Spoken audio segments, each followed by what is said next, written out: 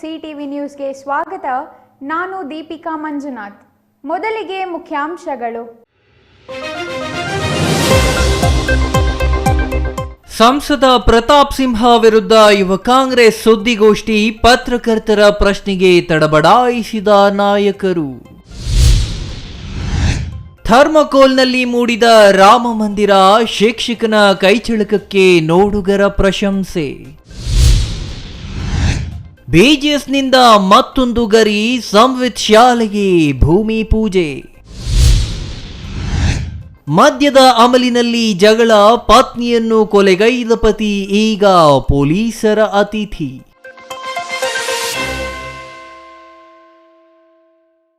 ವಾರ್ತೆಗಳ ವಿವರ. ಚಿಕ್ಕಬಳ್ಳಾಪುರ ಶಾಸಕ ಪ್ರದೀಪ್ ಈಶ್ವರ್ ವಿರುದ್ಧ ಸಂಸದ ಪ್ರತಾಪ್ ಸಿಂಹ ಅವರ ಬೆಂಬಲಿಗರು ಅವಹೇಳನಕಾರಿ ಹೇಳಿಕೆ ನೀಡಿರುವುದನ್ನು ಖಂಡಿಸಿ ಯೂತ್ ಕಾಂಗ್ರೆಸ್ ಕರೆದಿದ್ದ ಸುದ್ದಿಗೋಷ್ಠಿ ಅಪಹಾಸ್ಯಕ್ಕೆ ಒಳಗಾಗುವಂತಾಯಿತು. ಸುದ್ದಿಗೋಷ್ಠಿ ಆರಂಭವಾಗುತ್ತಿದ್ದಂತೆ ಸುಮ್ಮನೆ ಆರೋಪ ಮಾಡುವ ಬದಲಿಗೆ ಬಹಿರಂಗ ಚರ್ಚೆಗೆ ಬನ್ನಿ ಎಂದು ಮೈಸೂರಿನ ಬಿಜೆಪಿ ಯುವ ಮುಖಂಡರಿಗೆ ಯುವ ಕಾಂಗ್ರೆಸ್ ಕಾರ್ಯಕರ್ತರು ಪಂಥಾಹ್ವಾನ ನೀಡಿದರು. ಯುವ ಕಾಂಗ್ರೆಸ್ ತಾಲೂಕು ಅಧ್ಯಕ್ಷ ಕುಬೇರಚ್ಚು ಮಾತನಾಡಿ, ಶಾಸಕ ಪ್ರದೀಪ್ ಈಶ್ವರ್ ಅವರು ಅಧಿಕಾರಕ್ಕೆ ಬಂದ 7 ತಿಂಗಳಲ್ಲಿ ಕ್ಷೇತ್ರದಲ್ಲಿ ಹಲವು ಅಭಿವೃದ್ಧಿ ಕಾರ್ಯಗಳನ್ನು ಮಾಡುತ್ತಿದ್ದು, ಇದನ್ನು ಸಹಿಸದ ಕೆಲವರು ಅವರ ವಿರುದ್ಧ ಇಲ್ಲಸಲ್ಲದ ಆರೋಪ ಮಾಡುತ್ತಿರುವುದು ಸರಿಯಲ್ಲ ಎಂದರು. ಈಗಾಗಲೇ ಹಲವು ಆರೋಪಗಳಲ್ಲಿ ಸಿಲುಕಿರುವ ಪ್ರತಾಪ್ ಸಿಂಹ ಅವುಗಳ ಕುರಿತು ಸ್ಪಷ್ಟನೆ ನೀಡುವ ಬದಲಿಗೆ ಅವರ ಬೆಂಬಲಿಗರಿಗೆ ಕುಮ್ಮಕ್ಕು ನೀಡಿ ಶಾಸಕರ ವಿರುದ್ಧ ಅವಹೇಳನಕಾರಿ ಹೇಳಿಕೆ ನೀಡುವುದು ಅವರ ಸ್ಥಾನಕ್ಕೆ ಗೌರವ ತರುವುದಿಲ್ಲ. ಪ್ರತಾಪ್ ಸಿಂಹ ಹಾಗೂ ಅವರ ಬೆಂಬಲಿಗರು ಶಾಸಕರ ವಿರುದ್ಧ ಅವಹೇಳನಕಾರಿ ಹೇಳಿಕೆ ನೀಡುವ ಕೀಳು ಮಟ್ಟದ ರಾಜಕಾರಣ ಮಾಡಲು ಮುಂದಾದಲ್ಲಿ ಯುವ ಕಾಂಗ್ರೆಸ್ನಿಂದ ಉಗ್ರ ಹೋರಾಟ ಮಾಡುವುದಾಗಿ ಎಚ್ಚರಿಸಿದರು. ಆದ್ರಿಂದ ಸುಮ್ಮನೆ ಅವ್ರ ಮೇಲೆ ಇದು ಮಾಡೋದು. ಇವಾಗ ಪ್ರತಾಪ್ ಸಿಂಹ ಅವರು ದೇಶನೇ ತಲೆ ತಗ್ಸೋ ರೀತಿಯಲ್ಲಿ ಒಂದು ಸಂಸತ್ ಮೇಲೆ ಒಂದು ಸ್ಮೋಕ್ ಬಾಂಬ್ ದಾಳಿ ಆಯಿತು. ಅದಕ್ಕೆ ಪಾಸ್ ಕೊಟ್ಟಿರೋದು ಯಾರು ಸ್ವಾಮಿ? ಏನಾದರೂ ಕೇಳಿದ್ರೆ ಮೈಸೂರು ಚಾಮುಂಡೇಶ್ವರಿ ಅವರು ತಾಯಿ ಮೇಲೆ ಹಾಕ್ತೀರಾ. ನೀವೊಂದು ಸಂಸದರಾಗಿ ದೇವ್ರನ್ನ ಕೇಳಿ ಇನ್ನು ಮತ್ತೊಬ್ಬರನ್ನ ಕೇಳಿ ಅಂದರೆ ನಿಮ್ಮನ್ನು ಕೊಡಗು ಮತ್ತು ನಮ್ಮ ಮೈಸೂರು ಭಾಗದ ಜನತೆ ಏನಕ್ಕೆ ನಿಮ್ಗೆ ಆಯ್ಕೆ ಮಾಡಿರೋದು? ನಾನು ಪ್ರತಾಪ್ ಸಿಂಹ ಅವ್ರಿಗೆ ಇದೇ ಹೇಳೋಕ್ಕೆ ಇಷ್ಟಪಡ್ತೀನಿ. ನಮ್ಮ ಶಾಸಕರ ಬಗ್ಗೆ ನೀವು ಮಾತಾಡಿದ್ರೆ ನಿಮಗೆ ನಾವು ಯೂತ್ ಕಾಂಗ್ರೆಸ್ ಪರವಾಗಿ ಇವತ್ತೇನು ಸೇರಿದ್ದೀವಿ ಇಲ್ಲಿ, ಮುಂದಿನ ದಿನಗಳಲ್ಲಿ ನಾವು ಪ್ರೊಟೆಸ್ಟ್ ಕೂಡ ಮಾಡೋದಕ್ಕೆ ಹಿಂಜರಿಯೋದಿಲ್ಲ. ನಿಮಗೆ ಒಂದೇ ಎಚ್ಚರಿಕೆ ಕೊಡ್ತಾ ಇದ್ದೀವಿ, ನಮ್ಮ ಶಾಸಕರ ಬಗ್ಗೆ ಏನೇನೋ ಅವಹೇಳನಕಾರಿ ಹೇಳಿಕೆಗಳನ್ನ ನಿಮ್ಮ ಬೆಂಬಲಿಗರ ಕೈಯಲ್ಲೇ ಕೊಡಿಸ್ತೀರ. ನಮಗೇನು ಗೊತ್ತಿಲ್ವಾ? ಅವಹೇಳನಕಾರಿ ಸ್ಟೇಟ್ಮೆಂಟ್ ಕೊಡೋಕ್ಕೆ ನಮಗೆ ಬರೋದಿಲ್ವಾ? ನಾವು ಆ ಕೀಳ್ಮಟ್ಟಕ್ಕೆ ಇಳಿಯೋದಿಲ್ಲ. ಆ ಕೀಳ್ಮಟ್ಟದ ರಾಜಕೀಯ ನಮಗೆ ಬೇಡ.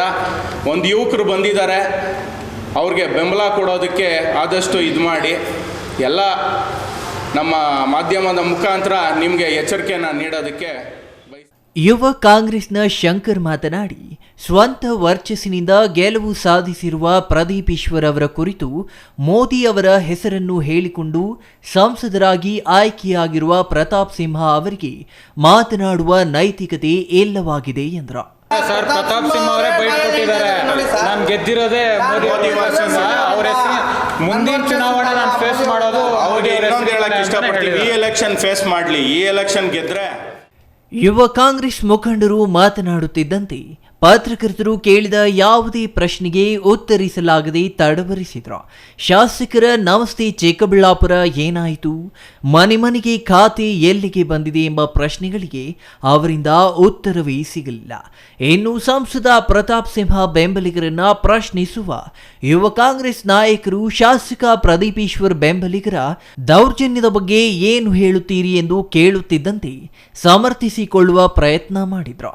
ಆದರೆ ಪತ್ರಕರ್ತರ ಪ್ರಶ್ನೆಗಳಿಗೆ ಉತ್ತರಿಸಲಾಗದೆ ತಡವರಿಸಿದ್ರು. ಇನ್ನು ನಿಮ್ಮ ನಾಯಕರು ಪ್ರಧಾನಿ ಬಗ್ಗೆ ಅವಹೇಳನಕಾರಿಯಾಗಿ ಮಾತನಾಡಬಹುದು, ಬಿಜೆಪಿಯವರು ಮಾತನಾಡಿರುವುದು ಮಾತ್ರ ತಪ್ಪಾಗಿ ಕಾಣುತ್ತಿದೆಯಾ ಎಂಬ ಪ್ರಶ್ನೆಗಂತೂ ನಾಯಕರು ನಿರುತ್ತರಾದರು. ಇನ್ನು ಪ್ರಶ್ನೆ ಮಾಡಿದ ಯುವಕನಿಗೆ ಶಾಸಕ ಪ್ರದೀಪ್ ಈಶ್ವರ್ ಬೆಂಬಲಿಗರು ಬೆದರಿಕೆ ಹಾಕಿರುವ ಆಡಿಯೋ ಸಾಮಾಜಿಕ ಜಾಲತಾಣದಲ್ಲಿ ವೈರಲ್ ಆಗಿದ್ದು, ನೆಟ್ಟಿಗರಿಂದ ವ್ಯಾಪಕ ಟೀಕೆ ವ್ಯಕ್ತವಾಗಿದೆ. ಈ ಹಿಂದೆ ಶಾಸಕರ ಬೆಂಬಲಿಗರ ದೌರ್ಜನ್ಯ ಮಿತಿ ಮೀರಿದೆ ಎಂದು ಮಾಜಿ ಸಚಿವ ಡಾಕ್ಟರ್ ಕೆ ಸುಧಾಕರ್ ಆರೋಪ ಮಾಡಿದ್ದು, ಈ ಆರೋಪಕ್ಕೆ ಈಗ ಆಡಿಯೋ ಸಾಕ್ಷಿಯಾಗಿದೆ ಎಂದು ಹಲವರು ವ್ಯಾಖ್ಯಾನಿಸುತ್ತಿದ್ದಾರೆ. ನಮಸ್ಕಾರ ಪ್ರದೀಪ್ ಅಣ್ಣ, ನೆನಪಿದೀವಿ ಅನ್ಸುತ್ತೆ ನಿಮಗೆ. ನಿಮ್ದು ಸ್ವಲ್ಪ ಗ್ಯಾಪ್ ಆಯಿತು, ಜಸ್ಟ್ ಒಂದು 10 days 15 days ಗ್ಯಾಪ್ ಆಯಿತು ಅನ್ಸುತ್ತೆ. ನೀವು ಲಾಸ್ಟ್ ಒಂದು 6 ತಿಂಗಳ ಹಿಂದ್ಗಡೆ ಒಂದು ಮಾತು ಹೇಳಿದ್ರಿ, ಏನಂತ ನೆನಪಿದೆ ನಿಮಗೆ? 1 ತಿಂಗಳೊಳಗಡೆ ನಮ್ಮ ಕೆ ಬಿ ಪಿಳ್ಳಪ್ಪನವರ ಪುತ್ಥಳಿ ನಿರ್ಮಾಣ ಮಾಡ್ತೀನಿ ಅಂತ ಹೇಳಿದ್ರಿ. ನೀವು ಹೇಳಿ 1 ತಿಂಗಳಲ್ಲ, ಮಿನಿಮಮ್ 6 ತಿಂಗಳಾಯಿತು, ಇಲ್ಲಿವರೆಗೂ ನೀವು ಮಾಡಿಲ್ಲ. ನೀವು ಕೊಟ್ಟಿರೋ ಮಾತು ಉಳಿಸ್ಕೊಳ್ಳೋಕೆ ನಿಮ್ಮ ಕೈಯಲ್ಲಿ ಆಗಲಿಲ್ಲ. ನಾವು ಅಖಿಲ್ ರೆಡ್ಡಿ ಕೇಳಿರೋದಕ್ಕೆ ನಾವು ಕಾಣಿಸ್ತಾ ಇಲ್ಲ, ಮತ್ತು ಯಾರಿಗೆ ಲೇಟ್ ಆಯಿತು ಅನ್ನೋದ್ರ ಬಗ್ಗೆ ವಿಚಾರಣೆ ತಗೊತಾ ಇದ್ದಾರೆ ಸರ್. ಅಲ್ಲಿ ಜೀವ ಭದ್ರಿಕೆ ಅನ್ನೋದು ಏನು ಬಂದಿಲ್ಲ. ಅವರು ಇವಾಗ ಪುತ್ಥಳಿ ಬಗ್ಗೆ 1 ತಿಂಗಳ ಅನಾವರಣ ಮಾಡ್ತೀನಿ ಅಂತಂದ್ರು. ಆಮೇಲೆ ಅದ್ರ ಬಗ್ಗೆ ಅವ್ರು ಕೇಳಿದ್ದಕ್ಕೆ ಅವರು ಹೇಳಿದ್ರು ಸರ್, ಅದಕ್ಕೆ ಆದಂತ ಒಂದು ಪ್ರೋಸೆಸ್ ಇರುತ್ತೆ ಸರ್. ಹೇಳಿದ ತಕ್ಷಣನೇ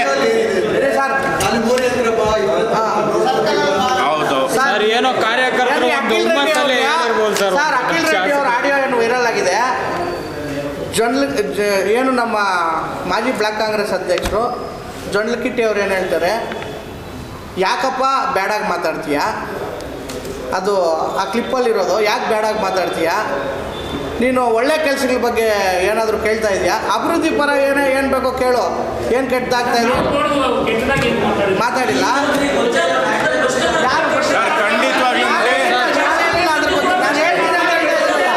ಏನ್ ವಿಚಾರ ಆಗಿದೆ, ಅವರಿಬ್ಬರ ಮಧ್ಯೆ ಏನ್ ನಡೆದಿದೆ ಅಂತ ನಮಗೆ ಗೊತ್ತಿಲ್ಲ. ಟು ಬಿ ಫ್ರ್ಯಾಂಕ್ ಹೇಳಬೇಕು ಅಂದರೆ ಅವರು ಯಾಕೆ ಕಾಲ್ ಮಾಡಿ ಮಾತಾಡಿದ್ರು, ಅದಕ್ಕೆ ಮುಂಚೆ ಏನೇನು ಕಾನ್ವರ್ಸೇಷನ್ ಆಗಿದ್ರೆ ಅದ್ರ ಹಿನ್ನೆಲೆ ಏನು, ಇವ್ರಿಗೇನು ವೈಯಕ್ತಿಕ ಏನಾದರೂ ಇದೆಯಾ, ರೆಕಾರ್ಡ್ ಮಾಡಿದ್ದಾರೆ ಸರ್. ಒಂದೇ ಪರ್ಸ್ಪೆಕ್ಟಿವಲ್ಲಿ ಯೋಚನೆ ಮಾಡೋಕ್ಕಾಗಲ್ಲ, ನಾವು ಒಂದೇ ಪರ್ಸ್ಪೆಕ್ಟಿವಲ್ಲಿ ಯೋಚನೆ ಮಾಡ್ತಾ ಇದ್ದೀವಿ.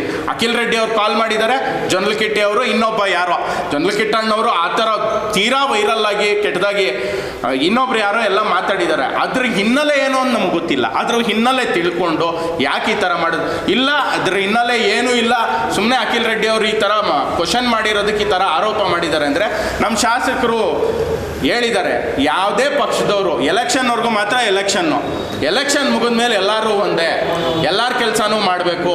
ಇಲ್ಲಿ ಜಾತಿ ಧರ್ಮ ಮತ ಇನ್ನೊಂದು ಈ ಥರದ್ದು ಯಾವುದೂ ಇಲ್ಲ ಸರ್. ಅದು ಯಾವುದು ಯಾವತ್ತಿಗೂ ಆ ಕಾರ್ಯರೂಪದಲ್ಲಿ MLA ಅವ್ರು ನಡೆಯೋದು ಇಲ್ಲ.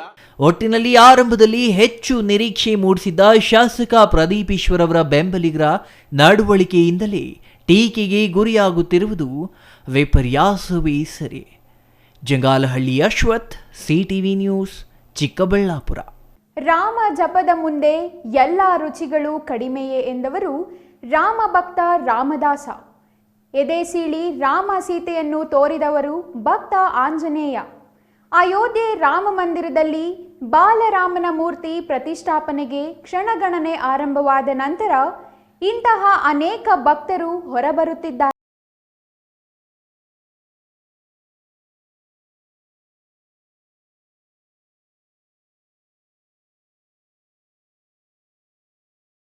ಏನಿದು ವಿಚಾರ ಎಂದು ಹುಬ್ಬೇರಿಸಬೇಡಿ.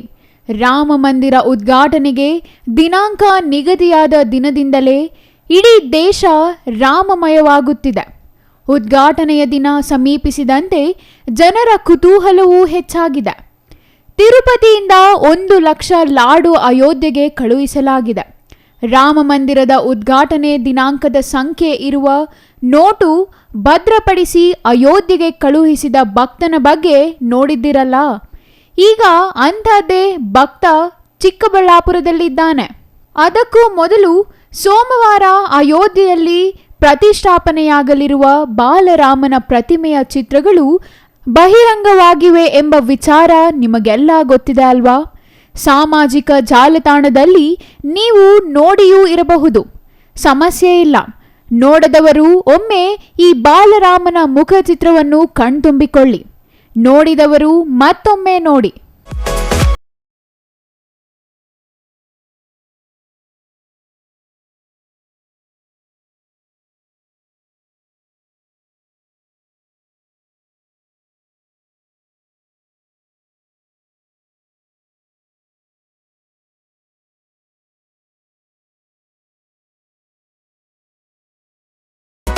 ಈ ಬಾಲರಾಮನ ವಿಗ್ರಹದಲ್ಲಿ ಹಲವಾರು ವಿಶೇಷಗಳಿದ್ದು ಕೃಷ್ಣ ಶಿಲೆಯಲ್ಲಿ ಕೆತ್ತನೆ ಮಾಡಿದ ರಾಮನ ಮುಖದಲ್ಲಿ ಬೆಳದಿಂಗಳ ಕಾಂತಿ ಇದ್ದರೆ ಕಮಲ ನಯನ, ತುಟಿಯಲ್ಲಿ ಲಾಸ್ಯ, ಮಕರ ಕುಂಡಲಗಳ ಶೋಭಿತನಾಗಿ ಎಡಗೈಯಲ್ಲಿ ಬಿಲ್ಲು, ಬಲಗೈಯಲ್ಲಿ ಬಾಣ ಹಿಡಿದು ನಿಂತಿರುವ ಭಂಗಿಯಲ್ಲಿದ್ದಾನೆ. ರಾಮನ ಸುತ್ತ ಇರುವ ಪ್ರಭಾವಳಿಯಲ್ಲಿ ದಶಾವತಾರಗಳನ್ನು ಕೆತ್ತನೆ ಮಾಡಲಾಗಿದ್ದು, ಪಾದದ ಎಡಭಾಗದಲ್ಲಿ ಗರುಡ ಮತ್ತು ಬಲಭಾಗದಲ್ಲಿ ಹನುಮಂತನ ಚಿತ್ರಗಳಿವೆ. ಪದ್ಮಪೀಠದ ಮೇಲೆ ನಿಂತ ಬಾಲರಾಮನನ್ನು ನೋಡುವುದೇ ಚೆಂದ ಅಲ್ವೇ? ಈಗ ಚಿಕ್ಕಬಳ್ಳಾಪುರ ವಿಚಾರಕ್ಕೆ ಬರೋಣ. ಇಲ್ಲಿ ನಿಂತಿದ್ದಾರಲ್ಲ, ಇವರ ಹೆಸರು ಸತೀಶ್, ಶಿಡ್ಲಘಟ್ಟ ಸರ್ಕಾರಿ ಶಾಲೆ ಶಿಕ್ಷಕ. ಇವರು ರಾಮ ಭಕ್ತರೇ. ಹಾಗಂತ ಎದೆ ಸೀಳಿ ರಾಮನನ್ನು ತೋರಿಸುವ ಬದಲು ಅಯೋಧ್ಯೆಯಲ್ಲಿ ನಿರ್ಮಾಣವಾಗಿರುವ ರಾಮ ಮಂದಿರದ ಪ್ರತಿರೂಪ ನಿರ್ಮಿಸಿದ್ದಾರೆ. ಅರೆ, ತೇಟ್ ರಾಮ ಮಂದಿರದಂತೆಯೇ ಕಾಣುತ್ತಿದೆಯಲ್ಲ. ಥರ್ಮಾಕೋಲ್ನಲ್ಲಿ ಶಿಕ್ಷಕ ಸತೀಶ್ ಅವರ ಕೈಚಳಕದಲ್ಲಿ ಮೂಡಿರುವ ಮಂದಿರದ ಪ್ರಕೃತಿಯಷ್ಟೇ. ಥರ್ಮಾಕೋಲ್ನಲ್ಲಿ ಶಿಕ್ಷಕ ಸತೀಶ್ ಅವರ ಕೈಚಳಕದಲ್ಲಿ ಮೂಡಿರುವ ಮಂದಿರದ ಪ್ರತಿಕೃತಿಯಷ್ಟೇ. ಈ ಸತೀಶ್ ಅವರು ಯಾವುದೋ ಇತಿಹಾಸ ಪಾಠ ಮಾಡೋ ವೃತ್ತಿಯಲ್ಲ, ಬದಲಿಗೆ ಚಿತ್ರಕಲೆ ಕಲಿಸುವ ಶಿಕ್ಷಕ. ಹಾಗಾಗಿಯೇ ಇವರು ಇಷ್ಟು ಅಚ್ಚುಕಟ್ಟಾಗಿ ಥರ್ಮಾಕೋಲ್ನಲ್ಲಿ ರಾಮ ಮಂದಿರ ಮಾಡಿದ್ದಾರೆ.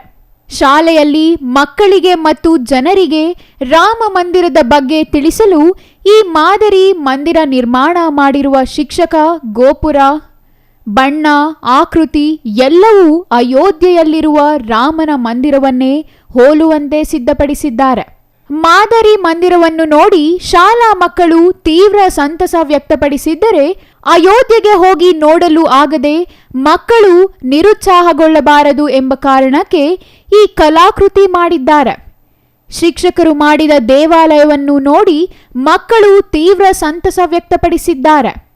ಒಟ್ನಲ್ಲಿ 5 ಶತಕಗಳ ಕನಸು, ಹಲವಾರು ದಶಕಗಳ ಹೋರಾಟದ ಫಲವಾಗಿ ರಾಮನೂರಿನಲ್ಲಿಯೇ ಮಂದಿರ ನಿರ್ಮಾಣವಾಗುತ್ತಿರುವುದು ದೇಶದ ಜನರು ಭಾವನೆಗಳನ್ನು ವ್ಯಕ್ತಪಡಿಸಲು ಪಾರವೇ ಇಲ್ಲದಂತಾಗಿದ್ದು, ಇದನ್ನು ಒಬ್ಬೊಬ್ಬರು ಒಂದೊಂದು ರೀತಿಯಲ್ಲಿ ವ್ಯಕ್ತಪಡಿಸುವ ಮೂಲಕ ರಾಮ ಭಕ್ತಿಯನ್ನು ಸಾರುತ್ತಿದ್ದಾರೆ. ನನ್ನ ಹೆಸರು CL ಸತೀಶ್ ಅಂತ ಹೇಳ್ಬಿಟ್ಟು ಚಿತ್ರಕಲಾ ಶಿಕ್ಷಕನಾಗಿ ಸರ್ಕಾರಿ ಪ್ರೌಢಶಾಲೆ ಶಿಡ್ಲಘಟ್ಟದಲ್ಲಿ ವರ್ಕ್ ಮಾಡ್ತಾಯಿದ್ದೀನಿ. ನನಗೆ ಮೊದಲು ಒಂದು ಆಸೆ ಇತ್ತು. ನಮ್ಮ ಭಾರತ ದೇಶದ ಐತಿಹಾಸಿಕ ಸ್ಥಳಗಳೇನಂತ ಏನೇನಿದೆ ಅವೆಲ್ಲವನ್ನು ಕೂಡ ನಾನು ಮೊದಲಿಂದ ಮಾಡ್ಕೊಂಬರ್ತಾಯಿದ್ದೀನಿ.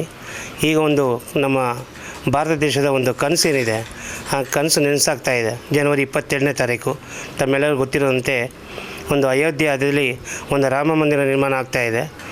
ಅದು ಪೂರ್ತಿ ಹಂತದಲ್ಲಾಗಿ ಈಗ ಜನವರಿ 22ನೇ ತಾರೀಕು ಉದ್ಘಾಟನೆ ಆಗಲಿದೆ. ಈ ಒಂದು ಸ್ಥಿತಿಯಲ್ಲಿ ನಾನು ಕೂಡ ಹಲವಾರು ಕಟ್ಟಡಗಳ ಮಾದರಿಗಳನ್ನು ಮಾಡಿದ್ದೀನಿ, ಕಲಾಕೃತಿಗಳನ್ನು ಮಾಡಿದ್ದೇನೆ. ನಾನು ಮೂಲತಃ ಚಿತ್ರಕಲಾ ಶಿಕ್ಷಕನಾಗಿ ಕೆಲಸ ಮಾಡ್ತಾಯಿದ್ದು, ಮಕ್ಕಳಿಗೂ ಕೂಡ ಇದ್ರ ಬಗ್ಗೆ ಅರಿವು ಮೂಡಿಸ್ತಾ ಇದ್ದೀನಿ. ಈ ಥರ ಕಲಾಕೃತಿಗಳನ್ನು ಮಾಡೋದು ನನಗೊಂದು ಉತ್ಸಾಹ ಇದೆ ಮೊದಲಿಂದನೂ ಕೂಡ. ಈಗ ರಾಮ ಮಂದಿರದ್ದು ಒಂದು ಸ್ಕೆಚ್ಚನ್ನು ನಾನು ಬ್ಲೂ ಪ್ರಿಂಟನ್ನು ಇಂಟರ್ನೆಟಲ್ಲಿ ನೋಡಿದೆ. ಯಾಕೆ ನಾನು ಕೂಡ ಈ ಥರ ಮಾಡಲು ಕಲಾಕೃತಿ ಮಾಡಬಾರ್ದು ಅಂತೇಳ್ಬಿಟ್ಟು ಅನ್ನಿಸ್ತು. ಇದನ್ನು ಸತತ 25 ದಿವಸದಿಂದ ನಾನು ಡೈಲಿ 2 ಅವರ್ಸ್, ಬೆಳಗ್ಗೆ 1 ಅವರು ಸ್ಕೂಲ್ಗೆ ಬಂದು ಸಿಕ್ಕಿರೋ ಟೈಮ್ಗಳಲ್ಲಿ ಸ್ವತಃ ನಾನೇ ಮಾಡ್ತಾಯಿದ್ದೆ. ಇದಕ್ಕೆ ಬಳಸಿರುವಂಥ ಮೆಟೀರಿಯಲ್ ಬಂದು ಥರ್ಮಾಕೋಲು. ನೀವು ಕೇಳ್ಬೋದು, ಥರ್ಮಾಕೋಲ್ ಯಾಕೆ ಉಪಯೋಗಿಸ್ತೀರಾ, ಅದು ಪ್ಲಾಸ್ಟಿಕ್ ನಿಷೇಧ ಅಂತೇಳ್ಬಿಟ್ಟು. ಆದರೆ ಈ ಮಾಡುವಾಗ ನನಗೆ ಕೆಲವುದಕ್ಕೆ ರೌಂಡಿಟಿ ಬರೋದಕ್ಕೆ ಮತ್ತು ಶೇಪ್ಗಳನ್ನು ಮಾಡೋದಕ್ಕೆ ಅನುಕೂಲ ಆಗೋ ಒಂದೇ ಒಂದು ದೃಷ್ಟಿಯಲ್ಲಿ ನಾನು ಥರ್ಮಾಕೋಲ್ ಉಪಯೋಗಿಸ್ಕೊಂಡು ಈ ಥರ ಒಂದು ಮಾದರಿಯನ್ನು ಮಾಡಿದ್ದೇನೆ. ಇದನ್ನು ನಮ್ಮ ಚಿಕ್ಕಬಳ್ಳಾಪುರದ ಶ್ರೀ ಜಾಲಾರಿ ಗಂಗಮ್ಮ ದೇವಾಲಯದ ಒಂದು ಆವರಣದಲ್ಲಿ ದೇವಸ್ಥಾನದ ಮುಂಭಾಗ ಸತತ 10 ದಿನ ಪ್ರದರ್ಶನಕ್ಕೆ ಇಡ್ತಾ ಇದ್ದೀನಿ. ಯಾಕೆ ಜಂಗಾಲಹಳ್ಳಿ ಅಶ್ವಥ್, CTV ನ್ಯೂಸ್, ಚಿಕ್ಕಬಳ್ಳಾಪುರ. ಚಿಕ್ಕಬಳ್ಳಾಪುರ ತಾಲೂಕಿನ ನಂದಿ ಬೆಟ್ಟದ ತಪ್ಪಲಿನ ನಂದಿ ಗ್ರಾಮದಲ್ಲಿ ಆದಿಚುಂಚನಗಿರಿ ಚಿಕ್ಕಬಳ್ಳಾಪುರ ಶಾಖಾ ಮಠದಿಂದ ಅಶಕ್ತ ಸಮುದಾಯದ ಮಕ್ಕಳಿಗಾಗಿ ಸಂವಿತ್ ವಸತಿ ಶಾಲೆಯ ಭೂಮಿ ಪೂಜೆಯನ್ನು ನಿರ್ಮಲಾನಂದನಾಥ ಸ್ವಾಮಿ ನೆರವೇರಿಸಿದರು. ಮಂಗಲಂ ದೇವಂ ತ್ರೈಲೋಕ್ಯತಿಮಿರಾಪಃ ಸರ್ವಸ್ಯಾಪ್ತೈ ಸರ್ವಸಿದ್ಧೈ ಶಾಂತಿಂ ಕರೋಮಿ ಶಾಂತಿರ್ಮೇ ಅಸ್ತು ಶಾಂತಿಃ. ಈ ವೇಳೆ ಮಾತನಾಡಿದ ನಿರ್ಮಲಾನಂದನಾಥ ಸ್ವಾಮಿ ಅವರು, ಮಠ ಅನ್ನ, ಅಕ್ಷರ, ಆಶ್ರಯ ಕಲ್ಪಿಸುವ ಮಹಾದಾಸೆ ಹೊಂದಿದ್ದು ಶಿಕ್ಷಣಕ್ಕೆ ಹೆಚ್ಚು ಒತ್ತು ನೀಡಿದೆ. ಜಿಲ್ಲೆಯ ಅಶಕ್ತ ವರ್ಗದ ಮಕ್ಕಳಿಗೆ ಗುಣಮಟ್ಟದ ಶಿಕ್ಷಣ ನೀಡಲು ಸಂವಿತ್ ಶಾಲೆ ಪ್ರಾರಂಭಿಸಲಾಗಿದೆ ಎಂದರು. ಇದಕ್ಕೆ ಆಯ್ಕೆಯಾಗುವ ಮಕ್ಕಳಿಗೆ ರಾಜ್ಯ ಸರ್ಕಾರದ ಪಠ್ಯಕ್ರಮದ ಜೊತೆಗೆ ಭಾರತೀಯ ಸಂಸ್ಕೃತಿ ಆಚಾರ ವಿಚಾರಗಳನ್ನು ಬೋಧಿಸಲಾಗುತ್ತದೆ. ಆ ಮೂಲಕ ಆರೋಗ್ಯವಂತ ಸಮಾಜ ಕಟ್ಟುವುದು ಶ್ರೀಮಠದ ಉದ್ದೇಶವಾಗಿದೆ ಎಂದರು. ಸಂವಿತ್ ಶಾಲೆಗೆ ದಾಖಲೆ ಪಡೆಯುವ ಮಕ್ಕಳಿಗೆ ಸಂಪೂರ್ಣವಾಗಿ ಉಚಿತ ಶಿಕ್ಷಣ ವಸತಿ ಸೌಲಭ್ಯ ಕಲ್ಪಿಸಲಾಗುವುದು. ಸಂವಿತ್ ಶಾಲೆಗೆ ದಾಖಲಾತಿಗಳು ಪ್ರಾಥಮಿಕ ಹಂತದ 6ನೇ ತರಗತಿಯಿಂದ ಪದವಿ ಪೂರ್ವ ಶಿಕ್ಷಣದವರೆಗೂ ನೀಡಲಾಗುವುದು. ನಂತರ ಪದವಿಗೆ ಅವರು ಯಾವ ಕಾಲೇಜಿಗೆ ಸೇರಿದರೂ ಯಾವುದೇ ಪದವಿ ಪಡೆದರೂ ಶುಲ್ಕ ನಾವೇ ನೀಡುತ್ತೇವೆ. ಮತ್ತೆ ಮುಂದಿನ ಜೀವನಕ್ಕೆ ಅವರೇ ದಾರಿ ನೋಡಿಕೊಳ್ಳಬೇಕು ಎಂದರು. ಕೋವಿಡ್ ಬಾಧಿತರು, ಪೋಷಕರಿಲ್ಲದ ಮಕ್ಕಳು, ಆರ್ಥಿಕವಾಗಿ ದುರ್ಬಲರಾದ ಮಕ್ಕಳು ದಾಖಲಾತಿಗೆ ಅರ್ಹರಾಗಿರುತ್ತಾರೆ ಎಂದರು. ಸಂಸ್ಥೆ ಇದಕ್ಕೂ ಪೂರ್ವದಲ್ಲಿ 1974ರಲ್ಲಿ ಪೂಜ್ಯ ಗುರುಗಳು 71ನೇ ಧರ್ಮಾಧಿಕಾರಿಯಾಗಿ ಶ್ರೀಮಠಕ್ಕೆ ನಿಮ್ಮ ಮಠಕ್ಕೆ ಬಂದಾಗ ಒಂದು ಆಸೆ ಇತ್ತು. ವಿದ್ಯೆಯಲ್ಲೇ ಇರ್ತಕ್ಕಂಥ ಅಂದಿನ ಎಷ್ಟೋ ಸಮಾಜಕ್ಕೆ, ಸಮುದಾಯಕ್ಕೆ ವಿದ್ಯೆಯನ್ನು ಒಂದು 10,000 ಜನಗಳಿಗೆ ಕೊಟ್ಟು ಜೀವನ ಪೂರ್ಣ ಮಾಡಬೇಕು ಅಂತ ಅಂದ್ಕೊಂಡಿದ್ದರಂತೆ. ಯಾರು? ನಮ್ಮ ದೊಡ್ಡ ಗುರುಗಳು. ದೇಹ ಬಿಡೋದ್ರೊಳಗಡೆ ಒಂದು 10,000 ಜನ ಮಕ್ಕಳಿಗೆ ಎಲ್ಲ ತೆರನಾಗಿರ್ತಕ್ಕಂಥ ವಿದ್ಯಾಸಂಸ್ಥೆಗಳ ಮುಖಾಂತರ. ಆದರೆ ಸರಿಯಾಗಿ 10-11 ವರ್ಷಗಳ ಹಿಂದೆ ಪೂಜ್ಯ ಗುರುಗಳು ಈ ಭೂಮಿಯನ್ನು ತೊರೆದಾಗ ಅಥವಾ ಭೂಮಿಯನ್ನು ಸೇರಿಕೊಂಡಾಗ, ಪ್ರಕೃತಿಗೆ ಸೇರಿಕೊಂಡಾಗ ಸುಮಾರು 1,40,000 ಜನ ಮಕ್ಕಳು ವಿದ್ಯೆಯನ್ನು ಪಡ್ಕೊಳ್ತಾ ಇದ್ರು. ಮಹಾಪುರುಷರ ಸತ್ಸಂಕಲ್ಪ ಹೇಗಿರುತ್ತೆ ಅಂದರೆ ಈ ಥರ ಇರುತ್ತೆ. ಸ್ವಲ್ಪ ಕೊಡಬೇಕು ಅಂತ ಹೊರಟ್ರೂ ಹೆಚ್ಚು ಆಗುತ್ತೆ. ಬೇರೆ ಬೇರೆ ಕಡೆ ಅಪ್ಪ ಅಮ್ಮ ಇಲ್ಲದೇ ಇರತಕ್ಕಂಥ ಅದೇ ಸ್ಟ್ಯಾಂಡರ್ಡಿನ ಎಜುಕೇಷನ್ ವ್ಯವಸ್ಥೆ ಕೂಡ ಇದೆ. ಆದರೆ ಈ ಸಂವಿತ್ ಸಂಸ್ಥೆಯ ಒಂದು ಕಲ್ಪನೆಯನ್ನು ಶ್ರೀರಾಮ್ ರೆಡ್ಡಿ ಅವರು ಹೇಳಿದರು. 1974ನಲ್ಲಿ ಅಲ್ಲಿವರೆಗೂ ಕೂಡ 1800 ವರ್ಷಗಳಷ್ಟು ಇತಿಹಾಸ ಉಳ್ಳಂಥ ನಿಮ್ಮ ಚುಂಚನಗಿರಿ ಮಠಕ್ಕೆ ಒಂದು ಟ್ರಸ್ಟ್ ಅಂತ ಇರಲಿಲ್ಲ. We didn't have even any trust, whether Mahasamsthana Matha trust or Adi Chunchanagiri Shikshana trust, under which this many education activities and institutions are being run. ಈ ಸಂದರ್ಭದಲ್ಲಿ ಚಿಕ್ಕಬಳ್ಳಾಪುರ ಶಾಖಾ ಮಠದ ಮಂಗಳನಾಥ ಸ್ವಾಮೀಜಿ, ಆಡಳಿತಾಧಿಕಾರಿ ಡಾಕ್ಟರ್ ಎನ್ ಶಿವರಾಮರೆಡ್ಡಿ, ಶಾಶ್ವತ ನೀರಾವರಿ ಹೋರಾಟ ಸಮಿತಿ ಜಿಲ್ಲಾಧ್ಯಕ್ಷ R Anjaneya Reddy, doctor GT Raju, ಗ್ರಾಮ ಪಂಚಾಯಿತಿ ಅಧ್ಯಕ್ಷ ಮಾನಿನಿ, ಉಪಾಧ್ಯಕ್ಷ ಮಲ್ಲಪ್ಪ, ಪಿಡಿಒ ರವಿಕುಮಾರ್ ಹಾಜರಿದ್ದರು. Jangalahalli Ashwath, CTV news, Chikkaballapur. ಇದೀಗ ಚಿಕ್ಕದೊಂದು ವಿರಾಮ. ವಿರಾಮದ ನಂತರ ಸಿಟಿವಿ ನ್ಯೂಸ್ ಮುಂದುವರಿಯಲಿದೆ. Jain mission hospital, Jain mission ಟ್ರಸ್ಟ್ನ ಲಾಭರಹಿತ ಉಪಕ್ರಮ, ಬಿಬಿ ರಸ್ತೆ, ಚಿಕ್ಕಬಳ್ಳಾಪುರ. ಇನ್ನು ಮುಂದೆ ಹೆಚ್ಚಿನ ಚಿಕಿತ್ಸೆಗಾಗಿ ಬೆಂಗಳೂರಿಗೆ ಹೋಗಬೇಕು ಎಂಬ ಚಿಂತೆ ಬೇಡ. ಚಿಕ್ಕಬಳ್ಳಾಪುರದ ಮೊಟ್ಟ ಮೊದಲ ಅತ್ಯಾಧುನಿಕ ತಂತ್ರಜ್ಞಾನ, ಗುಣಮಟ್ಟದ ವೈದ್ಯಕೀಯವನ್ನು ಒಳಗೊಂಡ ಏಕೈಕ ಆಸ್ಪತ್ರೆ ಜೈನ್ ಮಿಷನ್ ಹಾಸ್ಪಿಟಲ್. ದಿನದ 24 ಗಂಟೆಗಳು ನೆಬುಲೈಸೇಷನ್, ಹೆರಿಗೆ, ಐಸಿಯು, ಟ್ರಾಮ್ ಸೆಂಟರ್, ಆಂಬ್ಯುಲೆನ್ಸ್ ಸೇವೆಗಳು ಲಭ್ಯವಿದೆ. ಜೈನ್ ಮಿಷನ್ ಆಸ್ಪತ್ರೆಯು 4 ಅಂತಸ್ತಿನ ಕಟ್ಟಡವನ್ನು ಒಳಗೊಂಡಿದ್ದು 100 ಹಾಸಿಗೆಗಳುಳ್ಳ ಸುಸಜ್ಜಿತವಾದ ಆಸ್ಪತ್ರೆಯಾಗಿದೆ. ಅಲ್ಲದೆ ಸುಧಾರಿತ ಲ್ಯಾಬ್ ಸೌಲಭ್ಯಗಳು, ಎಕ್ಸ್ರೇ, ಓಟಿ ಕಾಂಪ್ಲೆಕ್ಸ್, ಲ್ಯಾಬ್ ಸೇವೆಗಳು, ಒಳಗಿನ ರೋಗಿಗಳು, ಸಾಮಾನ್ಯ ಸೇವೆಗಳು ಲಭ್ಯವಿದೆ. 24 ಗಂಟೆಗಳ ತುರ್ತು ಸೇವೆಗಳು, ಐಸಿಯು, ಎನ್ಐಸಿಯು, ಅಪಘಾತ ಮತ್ತು ತುರ್ತು ಚಿಕಿತ್ಸೆ, ಫಾರ್ಮಸಿ, ಆಂಬ್ಯುಲೆನ್ಸ್. ವಿರಾಮದ ನಂತರ ಮತ್ತೆ ಸಿಟಿವಿ ನ್ಯೂಸ್ಗೆ ಸ್ವಾಗತ.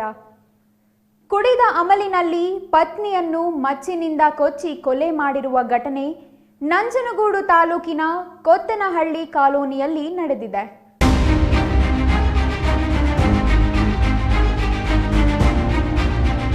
20 ವರ್ಷದ ಮಾಚಿ ಮೃತ ದುರ್ದೈವಿ. 28 ವರ್ಷದ ರವಿ ಬಂಧಿತ ಆರೋಪಿಯಾಗಿದ್ದಾನೆ. ಕುಡಿದ ಅಮಲಿನಲ್ಲಿ ಗಂಡ ಹೆಂಡತಿ ನಡುವಿನ ಮಾತಿನ ಚಕಮಕಿ ವಿಕೋಪಕ್ಕೆ ತಿರುಗಿ ಪತಿ ರವಿ ಪತ್ನಿಯ ಮೇಲೆ ಮಚ್ಚಿನಿಂದ ಹಲ್ಲೆ ನಡೆಸಿದ್ದಾನೆ. ಕುತ್ತಿಗೆ ಮತ್ತು ತಲೆಗೆ ಬಲವಾಗಿ ಹೊಡೆದ ಪರಿಣಾಮ ಸ್ಥಳದಲ್ಲಿಯೇ ಪತ್ನಿ ಮಾಚಿ ಮೃತಪಟ್ಟಿದ್ದಾಳೆ. ಹೆಂಡತಿಯನ್ನು ಕುಡಿದ ಅಮಲಿನಲ್ಲಿ ಕೊಲೆ ಮಾಡಿದ ರವಿ ತಪ್ಪಿಸಿಕೊಂಡಿದ್ದ.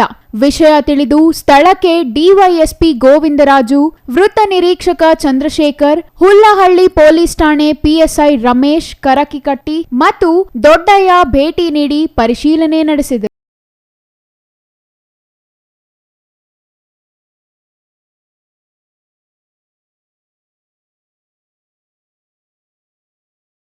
ಸಂಬಂಧಿಕರಿಂದ ದೂರು ಪಡೆದು ಶವವನ್ನು ಮರಣೋತ್ತರ ಪರೀಕ್ಷೆಗಾಗಿ ನಂಜನಗೂಡಿನ ಸಾರ್ವಜನಿಕ ಆಸ್ಪತ್ರೆಗೆ ರವಾನಿಸಿದ್ದಾರೆ. ಪ್ರಕರಣ ದಾಖಲಾಗುತ್ತಿದ್ದಂತೆಯೇ ಹುಲ್ಲಹಳ್ಳಿ ಪೊಲೀಸರು ಆರೋಪಿಯನ್ನು ಬಂಧಿಸುವಲ್ಲಿ ಯಶಸ್ವಿಯಾಗಿದ್ದಾರೆ. ಕೊತ್ತನಹಳ್ಳಿ ಮತ್ತು ಕೊತ್ತನಹಳ್ಳಿ ಕಾಲೋನಿಯಲ್ಲಿ ಅಕ್ರಮ ಮದ್ಯ ಮಾರಾಟ ಮಾಡಲಾಗುತ್ತಿದ್ದು, ಇದರಿಂದ ಕುಡಿದು ಮನೆಗಳಲ್ಲಿ ಗಲಾಟೆಗಳು ನಡೆಯುತ್ತಿವೆ. ಈ ಕೊಲೆಗೆ ಅಕ್ರಮವಾಗಿ ಮದ್ಯ ಮಾರಾಟವಾಗುತ್ತಿರುವುದೇ ಮುಖ್ಯ ಕಾರಣವಾಗಿದೆ. ಕೂಡಲೇ ಅಕ್ರಮ ಮದ್ಯ ಮಾರಾಟಕ್ಕೆ ಕಡಿವಾಣ ಹಾಕುವಂತೆ ಗ್ರಾಮಸ್ಥರು ಒತ್ತಾಯಿಸಿದರು. ಸ್ಥಳದಲ್ಲಿ ಮೃತ ಕುಟುಂಬಸ್ಥರ ಆಕ್ರಂದನ ಮುಗಿಲು ಮುಟ್ಟಿದೆ. Kumar, CTV news, Nanjangud.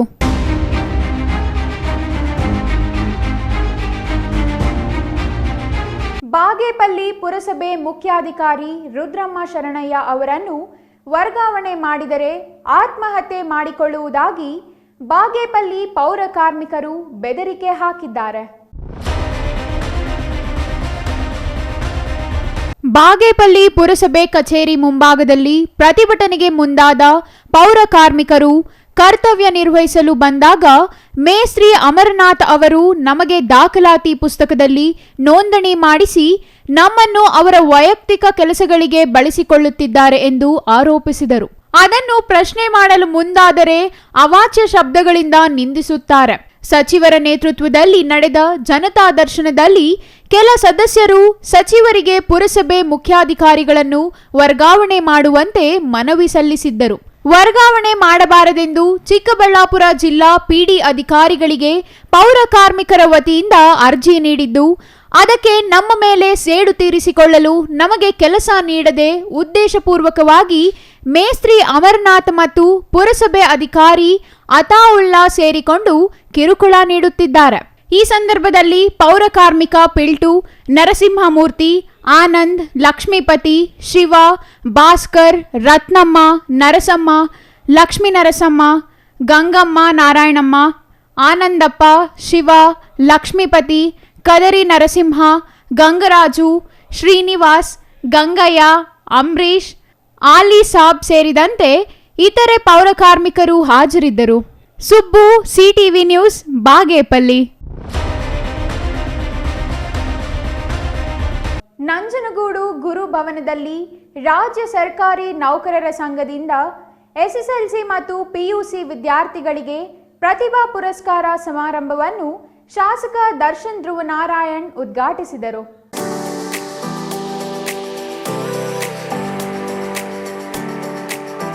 ಸಮಾರಂಭವನ್ನು ಶಾಸಕ ದರ್ಶನ್ ಧ್ರುವನಾರಾಯಣ್ ಉದ್ಘಾಟಿಸಿದ ಬಳಿಕ ಮಾತನಾಡಿದ ಅವರು, ಸರ್ಕಾರಿ ಕೆಲಸ ಜವಾಬ್ದಾರಿಯುತವಾದ ಕೆಲಸವಾಗಿದೆ.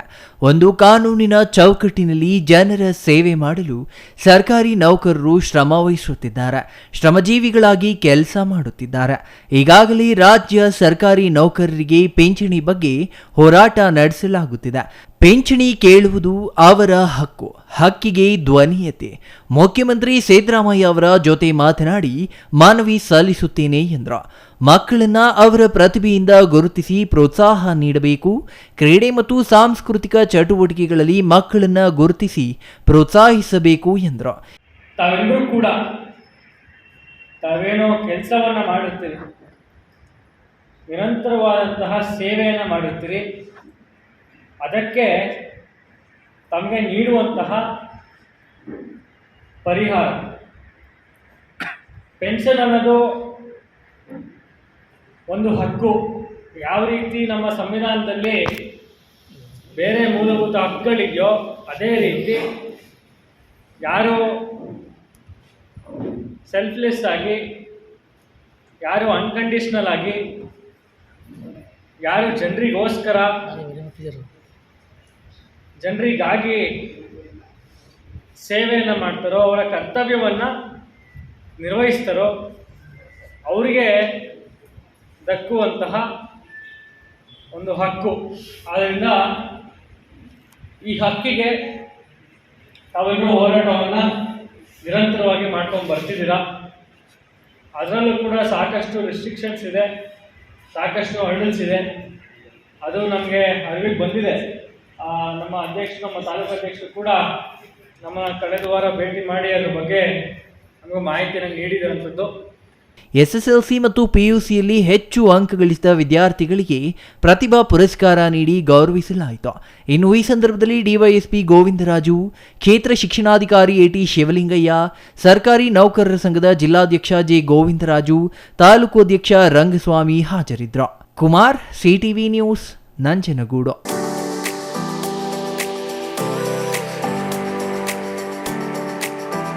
ಇದೀಗ ಚಿಕ್ಕದೊಂದು ವಿರಾಮದ ನಂತರ ಸಿಟಿವಿ ನ್ಯೂಸ್ ಮುಂದುವರಿಯಲಿದೆ.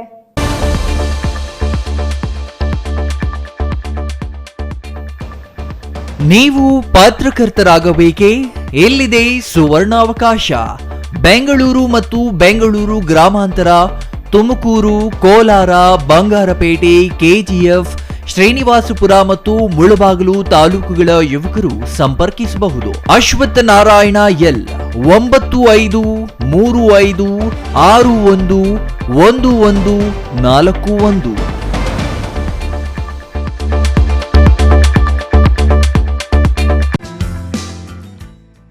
ರಾಮೂಸ್ ಫರ್ನಿಚರ್ ಪ್ಯಾರಡೈಸ್, ರಾಗ ಬಿಲ್ಡಿಂಗ್, ಬಿಬಿ ರಸ್ತೆ, ಚಿಕ್ಕಬಳ್ಳಾಪುರ. ನಮ್ಮ ಸಂಸ್ಥೆಯು 1994ರಿಂದ ಚಿಕ್ಕಬಳ್ಳಾಪುರ ಜಿಲ್ಲಾದ್ಯಂತ ಗ್ರಾಹಕರ ಬೇಡಿಕೆಗಳಿಗೆ ಅನುಗುಣವಾಗಿ ಗುಣಮಟ್ಟದಲ್ಲಿ ಯಾವುದೇ ರಾಜಿ ಇಲ್ಲದೆ ಉತ್ತಮ ಸೇವೆಯನ್ನ ಸಲ್ಲಿಸುತ್ತಾ ಬಂದಿದೆ. ನಮ್ಮಲ್ಲಿ ಆಕರ್ಷಕ ಕಲಾತ್ಮಕ ವಿನ್ಯಾಸಗಳುಳ್ಳ ವಿವಿಧ ಮಾದರಿಯ ಗೃಹಾಲಂಕಾರ teak wood furnitures, sofa set, dining tables, leather sofa set, office furnitures ಮತ್ತು ಬೆಡ್ರೂಮ್ ವಾರ್ಡ್ರೋಬ್ಸ್ ಅಂಡ್ ಕಾಟ್ಸ್ ಮತ್ತು ಇಟಾಲಿಯನ್ ಕಿಚನ್ ಮತ್ತು ನಿಮ್ಮ ಮನೆಯ ಎಲ್ಲಾ ಇಂಟೀರಿಯರ್ ಡಿಸೈನ್ ಅನ್ನ ನಿಮ್ಮ ಮನಸ್ಸಿಗೊಪ್ಪುವಂತೆ ಕೇವಲ 15 ದಿನಗಳಲ್ಲಿ ಮಾಡಿಕೊಡಲಾಗುತ್ತದೆ. ಜರ್ಮನ್ ಯಂತ್ರೋಪಕರಣಗಳಿಂದ ಕೂಡಿದ ಸ್ವಂತ ಫ್ಯಾಕ್ಟರಿಯನ್ನ ಹೊಂದಿದ್ದು ಎಲ್ಲಾ ರೀತಿಯ ಗ್ರಾಹಕರ ಕೈಗೆಟುಕುವ ಬೆಲೆಗಳಿಗೆ ತಕ್ಕಂತೆ ಫರ್ನಿಚರ್ಸ್ ಹಾಗೂ ಇಂಟೀರಿಯರ್ ಅನ್ನ ಮಾಡಿಕೊಡಲಾಗುತ್ತದೆ. ಇನ್ನೇಕೆ ತಡ, ಹಿಂದೆ ಭೇಟಿ ಕೊಡಿ. ರಾಮೂಸ್ ಫರ್ನಿಚರ್ಸ್ ಪ್ಯಾರಡೈಸ್, ರಾಗ ಬಿಲ್ಡಿಂಗ್, ಬಿಬಿ ರಸ್ತೆ, ಚಿಕ್ಕಬಳ್ಳಾಪುರ. ವಿರಾಮದ ನಂತರ ಮತ್ತೆ ಸಿಟಿವಿ ನ್ಯೂಸ್ಗೆ ಸ್ವಾಗತ. ಇದೀಗ ಸಂಕ್ಷಿಪ್ತ ಸುದ್ದಿಗಳು.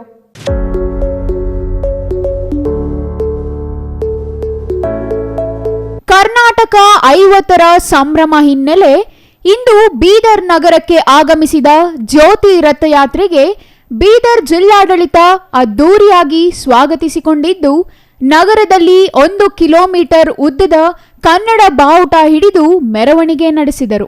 ಬೀದರ್ ನಗರದ ಮೈಲೂರು ಕ್ರಾಸ್ನಿಂದ ಮೆರವಣಿಗೆ ಆರಂಭವಾಗಿ ನೆಹರು ಕ್ರೀಡಾಂಗಣದವರೆಗೆ ನಡೆಯಿತು. ಮೆರವಣಿಗೆಯುದ್ದಕ್ಕೂ ಕಲಾ ತಂಡಗಳು, ನೃತ್ಯ ಹಾಗೂ ವಾದ್ಯ ತಂಡಗಳು ಹೆಜ್ಜೆ ಹಾಕುತ್ತಾ ಸಾಗಿದರು. ಬಳಿಕ ನೆಹರು ಕ್ರೀಡಾಂಗಣದಲ್ಲಿ ಕನ್ನಡ ಮತ್ತು ಸಂಸ್ಕೃತಿ ಇಲಾಖೆ ಹಾಗೂ ಪೊಲೀಸ್ ಇಲಾಖೆಯಿಂದ ಮನರಂಜನಾ ಕಾರ್ಯಕ್ರಮಗಳು ನಡೆದವು.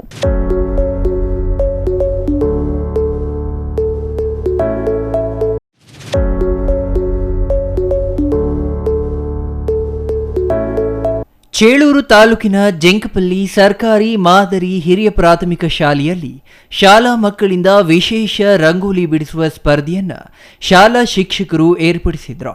ಈ ವೇಳೆ ವಿದ್ಯಾರ್ಥಿಗಳು ಶಾಲಾ ಆವರಣದಲ್ಲಿ ಬಣ್ಣ ಬಣ್ಣದ ಆಕರ್ಷಕ ಚಿತ್ರಗಳನ್ನು ರಂಗೋಲಿ ರೂಪದಲ್ಲಿ ಬಿಡಿಸಿದ್ರು. ಮಕ್ಕಳಿಗೆ ಪಠ್ಯ ವಿಷಯಗಳಾದ ವಿಜ್ಞಾನ, ಗಣಿತ ಹಾಗೂ ಗ್ರಾಮೀಣ ಭಾಗದ ಸೊಗಸಾದ ಚಿತ್ರಗಳನ್ನು ಬಿಡಿಸಲು ಸ್ಪರ್ಧೆಯಲ್ಲಿ ಹೇಳಲಾಗಿತ್ತು. ಪ್ರತಿ ವಿದ್ಯಾರ್ಥಿಗಳು ತಮಗೆ ಇಷ್ಟವಾದ ಆಕರ್ಷಣೀಯ ಸುಂದರ ಚಿತ್ರದ ರಂಗೋಲಿಗಳನ್ನು ಉತ್ಸಾಹದಿಂದಲೇ ಬಿಡಿಸಿ ಅವುಗಳಿಗೆ ಬಣ್ಣ ತುಂಬಿ ಅಂದಗೊಳಿಸಿದ್ರು. ಈ ಸಂದರ್ಭದಲ್ಲಿ ಚಿಂತಾಮಣಿ ಪದವಿ ಮಹಿಳಾ ಕಾಲೇಜು ಇಂಗ್ಲಿಷ್ ಉಪನ್ಯಾಸಕ ವಿ ಶ್ರೀನಾಥ್ ಮಾತನಾಡಿ, ಭಾರತೀಯರ ಸಂಸ್ಕೃತಿಗಳ ಧಾರ್ಮಿಕ ಆಚಾರ ವಿಚಾರಗಳು ಗ್ರಾಮೀಣ ಭಾಗದಲ್ಲಿ ಕಂಪ್ಯೂಟರ್ ಯುಗದಲ್ಲಿ ಮರೆಯಾಗಿ ಹೋಗುತ್ತಿವೆ. ಇವುಗಳನ್ನು ಪರಂಪರೆಯನ್ನ ಉಳಿಸಿಕೊಳ್ಳಬೇಕಾಗಿದೆ. ಈ ನಿಟ್ಟಿನಲ್ಲಿ ಹಬ್ಬ ಹರಿದಿನಗಳ ಉತ್ಸಾಹವನ್ನು ಸ್ವಾಗತಿಸಲು ಪ್ರಾಥಮಿಕ ಶಾಲೆಯಲ್ಲಿ ಪೋಷಕ ಶಿಕ್ಷಕರಿಗಾಗಿ ರಂಗೋಲಿ ಸ್ಪರ್ಧೆಯನ್ನ ಆಯೋಜಿಸಲಾಗಿದೆ ಎಂದರು. ಸುಮಾರು 40ಕ್ಕೂ ಹೆಚ್ಚು ವಿದ್ಯಾರ್ಥಿಗಳು ರಂಗೋಲಿ ಸ್ಪರ್ಧೆಯಲ್ಲಿ ಭಾಗವಹಿಸಿದ್ರು. ಈ ಸ್ಪರ್ಧೆಯಲ್ಲಿ ಪ್ರಥಮ, ದ್ವಿತೀಯ ಮತ್ತು ತೃತೀಯ ಬಹುಮಾನಗಳು ಆಕರ್ಷವಾಗಿದ್ದವು. ಬಹುಮಾನ ಹಾಗೂ ಭಾಗವಹಿಸಿದ ಎಲ್ಲ ವಿದ್ಯಾರ್ಥಿಗಳಿಗೂ ಸಮಾಧಾನಕರ ಬಹುಮಾನ ನೀಡಲಾಯಿತು. ಶಾಲೆಯ ಪ್ರಭಾರಿ ಮುಖ್ಯ ಶಿಕ್ಷಕ ಕೆಎನ್ ಶ್ರೀನಿವಾಸ್, ಶಿಕ್ಷಕರಾದ ರಾಧಾಕೃಷ್ಣ, ವೆಂಕಟೇಶ್, ಅನಿತಾ ಹಾಗೂ ಅತಿಥಿಗಳಾಗಿ ಚಿಂತಾಮಣಿ ಪದವಿ ಮಹಿಳಾ ಕಾಲೇಜು ಇಂಗ್ಲಿಷ್ ಉಪನ್ಯಾಸಕ ವಿ ಶ್ರೀನಾಥ್ ಹಾಜರಿದ್ದರು. Venkatesh, CTV news, Chelur.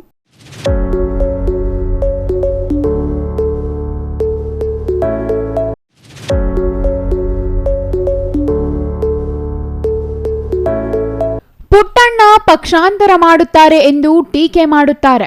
ಕೆಲಸ ಮಾಡಿರುವ ಬಗ್ಗೆ ಹೇಳುವುದಿಲ್ಲ ಎಂದು ಬೆಂಗಳೂರು ಶಿಕ್ಷಕರ ಕ್ಷೇತ್ರದ ವಿಧಾನ ಪರಿಷತ್ ಕಾಂಗ್ರೆಸ್ ಅಭ್ಯರ್ಥಿ ಪುಟ್ಟಣ್ಣ ತಿಳಿಸಿದರು. ಶಿಕ್ಷಕರ ಪರವಾಗಿ ಕೆಲಸ ಮಾಡಿದ್ದೇನೆ. ಶಿಕ್ಷಕರ ಪರವಾಗಿ ಸಾಕಷ್ಟು ಹೋರಾಟ ಮಾಡಿದ್ದೇನೆ. ವಿದ್ಯಾರ್ಥಿ ಹೋರಾಟ ಮಾಡಿ ಬಂದವನು ಎಂದರು. ದೇವನಹಳ್ಳಿ ತಾಲೂಕಿನ ಚಪ್ಪರದ ಕಲ್ಲು ಸರ್ಕಲ್ನಲ್ಲಿರುವ ನಾರಾಯಣ ಪಿಯು ಕಾಲೇಜ್ ಆವರಣದಲ್ಲಿ ಫೆಬ್ರವರಿ 16ರಂದು ನಡೆಯಲಿರುವ ಬೆಂಗಳೂರು ಶಿಕ್ಷಕರ ಕ್ಷೇತ್ರದ ಚುನಾವಣೆ ಹಿನ್ನೆಲೆಯಲ್ಲಿ ಶಿಕ್ಷಕರಿಗೆ ಮತಯಾಚಿಸಿ ಅವರು ಮಾತನಾಡಿದರು.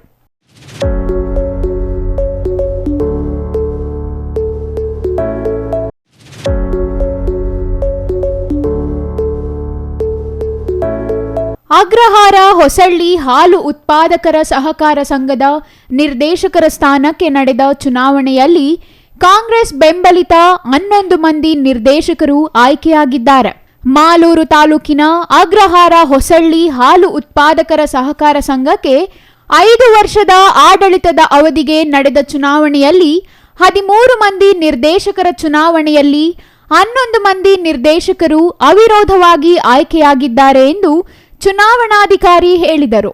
ಈ ವೇಳೆ ಗ್ರಾಮ ಪಂಚಾಯಿತಿ ಅಧ್ಯಕ್ಷ ಮುನೇಗೌಡ ಮಾತನಾಡಿ, ಅಗ್ರಹಾರ ಹೊಸಳ್ಳಿ ಹಾಲು ಉತ್ಪಾದಕರ ಸಹಕಾರದಿಂದ 11 ನಿರ್ದೇಶಕರನ್ನು ಆಯ್ಕೆ ಮಾಡಿಕೊಂಡು ಉತ್ತಮ ಬೆಳವಣಿಗೆಯಾಗಿದ್ದು 11 ಮಂದಿ ನಿರ್ದೇಶಕರು ಕಾಂಗ್ರೆಸ್ ಬೆಂಬಲಿತರು. ಎಲ್ಲರ ಸಹಕಾರದಿಂದ ಅಧ್ಯಕ್ಷ, ಉಪಾಧ್ಯಕ್ಷರನ್ನು ಆಯ್ಕೆ ಮಾಡಿಕೊಂಡು ಉತ್ತಮ ಆಡಳಿತ ನೀಡುವುದಾಗಿ ಹೇಳಿದರು.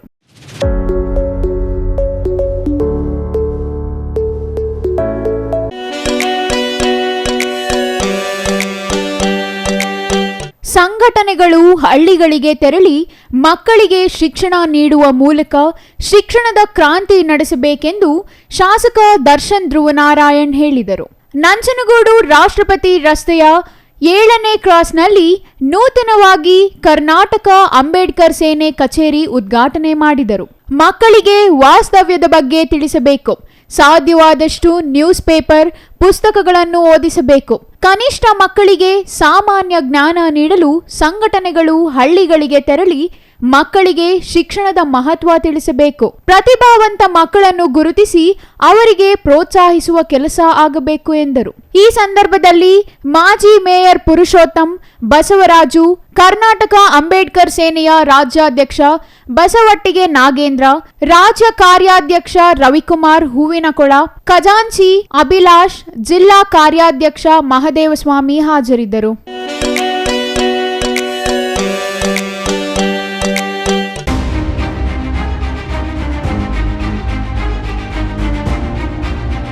ರಾಜ್ಯ ಸರ್ಕಾರಿ ನೌಕರರ ಬೇಡಿಕೆ ಈಡೇರಿಸುವಂತೆ ಸರ್ಕಾರದ ಮೇಲೆ ಒತ್ತಡ ಹೇರುವಂತೆ ಆಗ್ರಹಿಸಿ ಶಾಸಕ ಬಿಎನ್ ರವಿಕುಮಾರ್ ಅವರಿಗೆ ರಾಜ್ಯ ಸರ್ಕಾರಿ ನೌಕರರ ಸಂಘದಿಂದ ಮನವಿ ಸಲ್ಲಿಸಲಾಯಿತು. ಶಿಡ್ಲಘಟ್ಟ ತಾಲೂಕು ನೌಕರರ ಭವನದಿಂದ ಮೆರವಣಿಗೆಯಲ್ಲಿ ಹೊರಟ ಸರ್ಕಾರಿ ನೌಕರರು ಮಾನವ ಸರಪಳಿ ರಚಿಸಿದರು.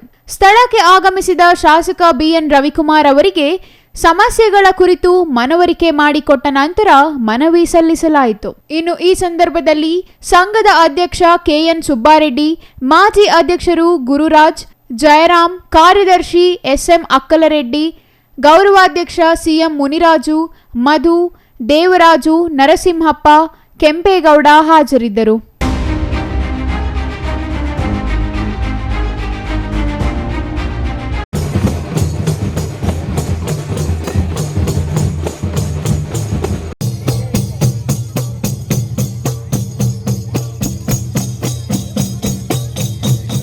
ಚಿಕ್ಕಬಳ್ಳಾಪುರದ ಶಾಂತಿನಗರದಲ್ಲಿ ಗ್ಯಾರವಿ ಶರೀಫ್, ಮತ್ತು ಖಾಜಾ ಅಜ್ಮೀರ್ ಚಷ್ಟಿ, ಅತೇಯ ರಜೂಲ್, ಖ್ವಾಜಾ ಗರೀಬುಲ್ ನವಾಜ್ ಹಿಂದೂಸ್ತಾನಿ ಇವರ ಸ್ಮರಣಾರ್ಥ 2 ದಿನಗಳ ಉರುಸ್ ಮತ್ತು ಗಂಧೋತ್ಸವ ನಡೆಯಲಿದೆ.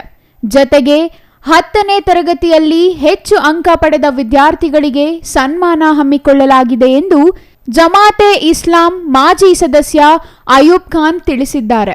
ನಕ್ಕಲಕುಂಟೆ ದರ್ಗಾದಲ್ಲಿ ಉರುಸ್ ಮತ್ತು ಗಂಧೋತ್ಸವ ಹಮ್ಮಿಕೊಳ್ಳಲಾಗಿದೆ. ಇಲ್ಲಿಗೆ ಆಗಮಿಸುವ ಭಕ್ತರಿಗೆ ಅನ್ನದಾನ ಹಾಗೂ ಅದ್ದೂರಿ ಕವಾಲಿ ನಡೆಯಲಿದೆ.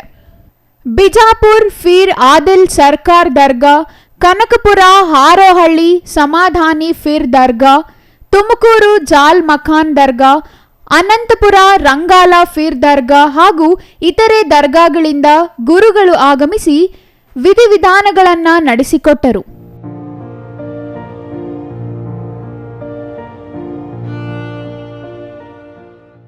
ಕೊನೆಯದಾಗಿ ಮತ್ತೊಮ್ಮೆ ಮುಖ್ಯಾಂಶಗಳು. ಸಂಸದ ಪ್ರತಾಪ್ ಸಿಂಹ ವಿರುದ್ಧ ಯುವ ಕಾಂಗ್ರೆಸ್ ಸುದ್ದಿಗೋಷ್ಠಿ, ಪತ್ರಕರ್ತರ ಪ್ರಶ್ನೆಗೆ ತಡಬಡಾಯಿಸಿದ ನಾಯಕರು. ಥರ್ಮಕೋಲ್ನಲ್ಲಿ ಮೂಡಿದ ರಾಮ ಮಂದಿರ, ಶಿಕ್ಷಕನ ಕೈಚಳಕಕ್ಕೆ ನೋಡುಗರ ಪ್ರಶಂಸೆ. ಬಿಜೆಎಸ್ನಿಂದ ಮತ್ತೊಂದು ಗರಿ, ಸಂವಿತ್ ಶಾಲೆಗೆ ಭೂಮಿ ಪೂಜೆ. ಮದ್ಯದ ಅಮಲಿನಲ್ಲಿ ಜಗಳ, ಪತ್ನಿಯನ್ನು ಕೊಲೆಗೈದ ಪತಿ ಈಗ ಪೊಲೀಸರ ಅತಿಥಿ.